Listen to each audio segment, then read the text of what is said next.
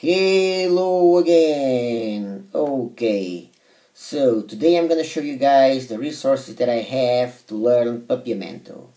So unfortunately there ain't so many resources to study Papiamento. So I bought this book. I ordered this book. It just arrived yesterday. It's called Guía para los españoles hablar papiamento y viceversa, para que los de Curazao puedan hablar español. So it's in Spanish. I believe that besides this book, there's only one more book in English, and I think it's pretty expensive. And since Papiamento, it's a Creole language, very curious. It's a Creole language with influences from Portuguese, Spanish, Portuguese-related Creoles, just like Cape Verdean, for instance, Portuguese-related Creoles, and also some English and Dutch influences. So there ain't so many stuff for this. So let's take a look at this. So the author is anonymous. No one really knows who wrote this. Okay, so the author is anonymous. And then I believe that when it first saw the light of the day, it was in the good year of 1876. Okay, so we're talking about something really old. But they kind of warn us in here. They warn us about the quality of the book. So they say, you are holding a reproduction of an original work published before 1923. That is in the public domain in the United States of America, and possibly other countries. You may freely copy and distribute this work as no entity, individual or corporate, as a copyright on the book of the work. This book may contain prior copyright references and library stamps, as most of these works were scanned from library copies. These have been scanned and retained as part of the historical artifact. So, as this was scanned, now they really give us a warning in here.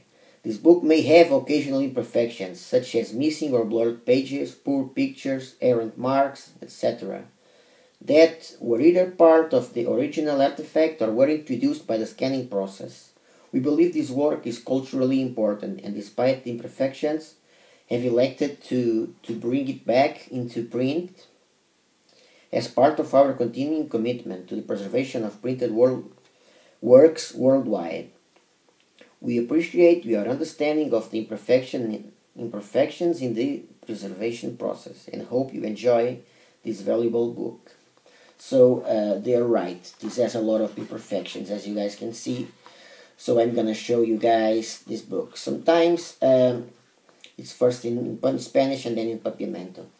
So it's not exactly the best image in the world, but along a lot of those pages, along a lot of them, we can read badly, but we can read.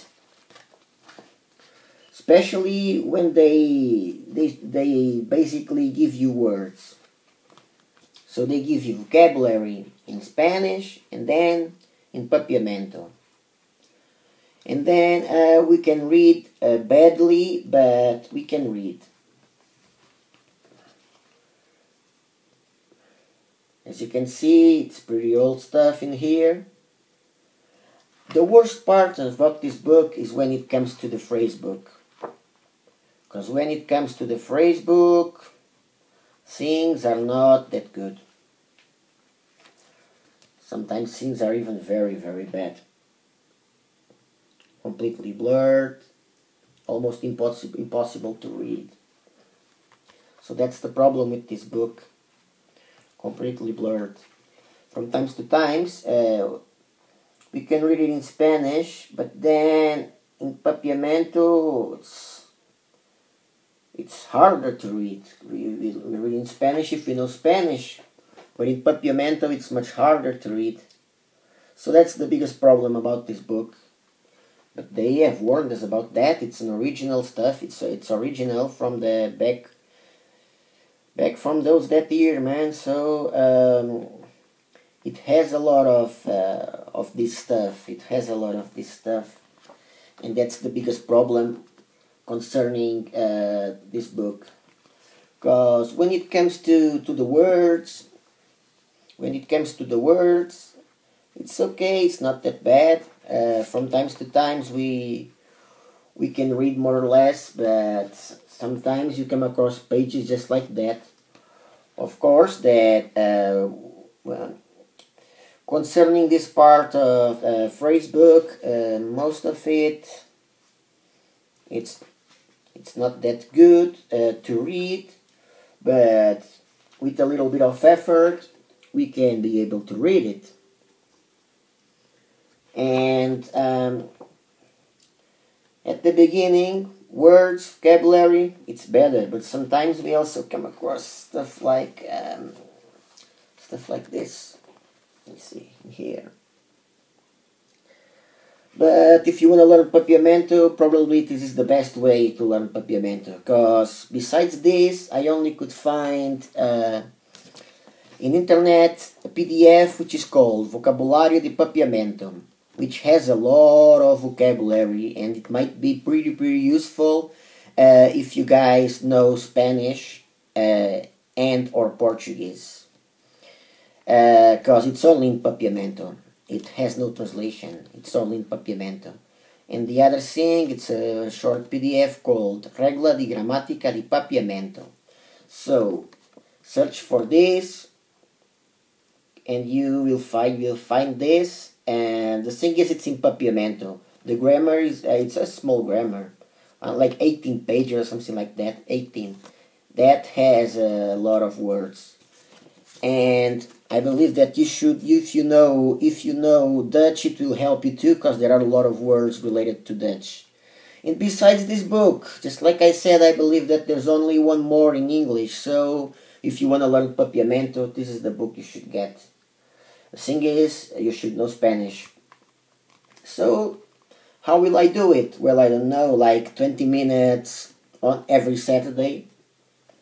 I will take this to my wife's vacations, and in my wife's vacations, and I will go into my father-in-law's, and I will study like half an hour or something like that, or 1 hour. It depends, because I want to study other stuff too. And from times to times, I will learn it a little bit. I will try to reach level B1, but I don't know, because without so many grammar references, it might be hard, because words, I have a lot of words to learn. I have a lot of words in here, but grammar, it doesn't explain so much about grammar. I believe that they have some explanations, but not so much. So, let's see, between A2 and the low B1. See you guys then.